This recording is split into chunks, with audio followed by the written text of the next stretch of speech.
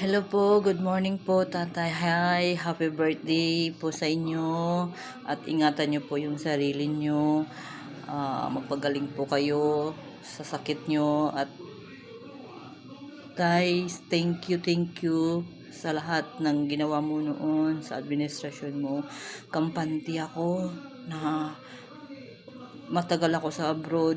Tapos ang mga anak ko sila lang naiwan sa bahay, kampante ako noon, pero ngayon sa panahong ito hindi ko na kayang iwan yung mga anak ko, pero pabalik na po ako ng abroad at sana ganun din ang mangyayari. Kampante ako sa kanila, nawala ako, walang nagbabantay sa kanila.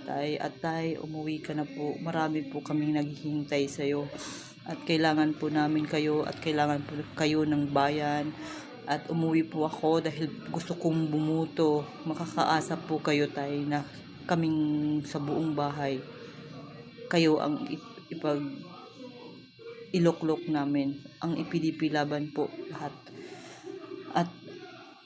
At tay, ingatan mo po yung sarili mo. Umuwi ka na po. God bless and good health. At salamat sa lahat.